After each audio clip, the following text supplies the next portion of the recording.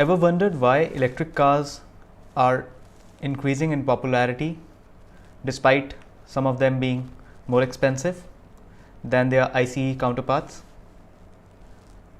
Well, some of the benefits of electric vehicles are that they're cheaper to run, they're cheaper to maintain. Apart from that, you get certain concessions. For example, some Australian states offer other savings for EV owners. EVs registered in the ACT are exempt from stamp duty.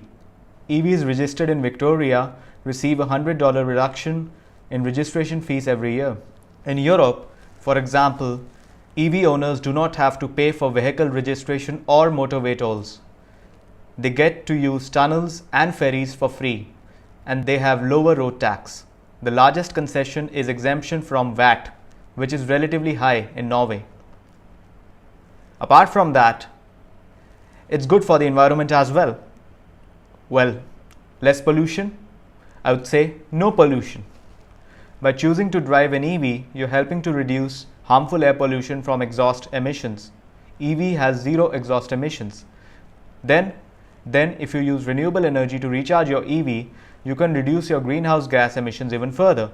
You could recharge your EV from a solar PV system during the day instead of from the grid. Another idea is to purchase green power from your electricity retailer.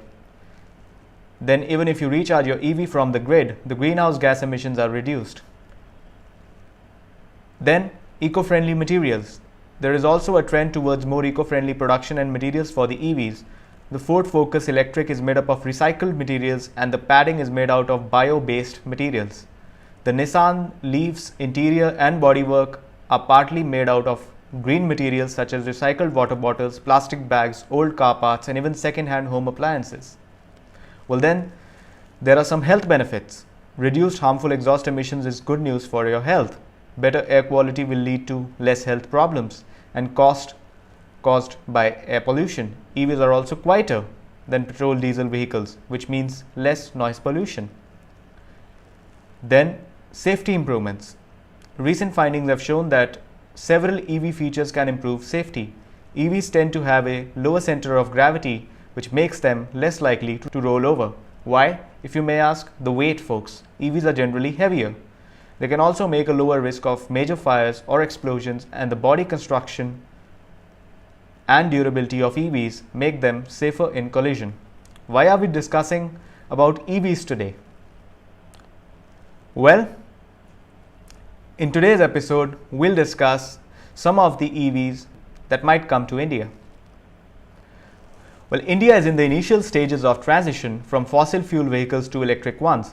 Such battery-powered transport is considered to be much cleaner for the environment, more efficient for the owners, and will help the country cut its dependence on fossil fuels. So it does not come as a surprise that the government, along with major stakeholders in the industry, is pushing for increased adoption of EVs in the country. OEMs have a crucial role to play, offering electric vehicles that appeal to the Indian market at their price. And citizens also want to know what electric cars are coming to India they can look forward to. The responsibility lies more so on the four-wheelers than any other segment. Electric cars often represent a pinnacle technology that auto majors have to offer. With enough on them on the Indian roads, a status quo for electric cars will be set and fossil fuel ones are bound to look outdated in comparison. The OEMs realize this and hence are not shying away from introducing their potent electric vehicles in the country. Despite a limited charging network, capable EVs like Hyundai Kona, MG ZS EV, and even Tata Nexon EV have been launched in the Indian market. Here are some that might be soon added to this list. Starting with Renault City KZE. Renault hinted at an upcoming debut of its electric cars in India at the Auto Expo this year. Interestingly, Renault India Managing Director Venkatram Mamilapallai confirmed that the EV offerings will be affordable and will cater to the mass market instead of a niche one. To prove his point was the Renault City KZE on showcase in the event. The much anticipated electric hatchback by the company was launched in China in September last year and carries similar looks as its fossil fuels ones. Some highlights to denote its electric nature of course set them apart. As for the performance, the City KZE has claimed range of about 271 kilometers on a full charge. It comes with 44 horsepower electric motor backed with 26.8 kilowatt hour battery. Well, next up is the Renault Zoe electric vehicle. Well, right next to the City KZE was the Renault Zoe EV on display. The premium electric hatchback has better numbers to offer over its sister. Zoe electric vehicle has a range of 395 kilometers thanks to a bigger 52 kilowatt hour battery and promises good performance through its 134 horsepower motor. The premium electric hatchback is much anticipated for the Indian market for several reasons. Well, next up is Tata Altroz electric vehicle. Tata Motors has been one of the front runners in bringing electric vehicles to the country's market. After the Tigor electric vehicle being inducted by major government offices for the commute, the company decided to offer battery-powered transport to the public. That is when it announced electric vehicle platform Ziptron, meant as a base for the company's upcoming electric vehicles in India. Tata Motors has promised 5 electric vehicles in the upcoming years in India. Altroz electric vehicle will be one of the initial ones. Tata has hinted that the electric vehicle will have an expected range of 250 kilometers to 300 kilometers and will feature a fast charging capability promising 80% charge in 1 hour. That's insane. Well, next up is Mahindra eKUV 100. The other homegrown OEM is also eyeing the budget EV segment with its eKUV 100. Meant to replace the outgoing E20, the eKUV 100 will come with a modest 31 kilowatt motor backed by a 15.9 kilowatt hour battery that promises a 130 kilometer range on a single charge. Mahindra also says that the battery of the car will be able to charge to 80% within an hour. Well, next up is Ford Aspire electric vehicle. In addition to its own battery electric offerings, Mahindra will be co-developing an electric iteration of the Aspire with Ford.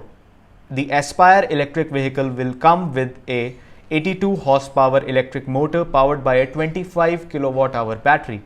Promised real world range is 150 kilometers on a single charge.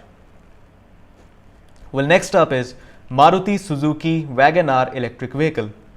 Thinking of the budget segment, the market leader in the country is also interested in grabbing a piece of the electric vehicle pie. First in line for this would be the WagonR electric vehicle. The electric hatchback and a completely new avatar of the company's iconic WagonR has been spotted quite extensively on Indian roads during its test runs. Well, next up, folks, is the Nissan Leaf, the big daddy of all. The Leaf has managed to propel Nissan to one of the top spots in the electric vehicle industry. The premium electric hatchback is the highest selling electric car in the world, thanks to a considerable range of 400 kilometers on a single charge. Nissan India had earlier confirmed that the Leaf will be launched in the country within this year. It comes with a 147.5 horsepower motor or 110 kilowatt hour motor for the base variant, which is expected to come to India with a battery of 40 kilowatt hour and quick charging feature to support 80% charging in 40 minutes. That's insane. That's even better than what Mahindra and Tata is going to offer. Nissan Leaf is expected to launch at a price of around 30 lakhs. Well, next up, folks, is Audi e-tron.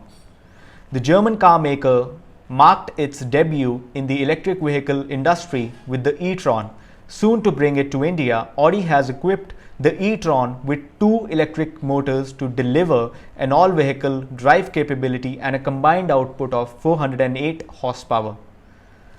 Backing this is a 95 kilowatt-hour battery that promises a range of 400 kilometers.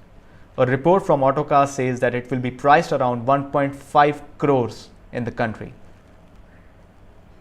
Well, can't wait to get my hands on either the Nissan Leaf or the Ford Aspire. Well, that's it for today's video, folks.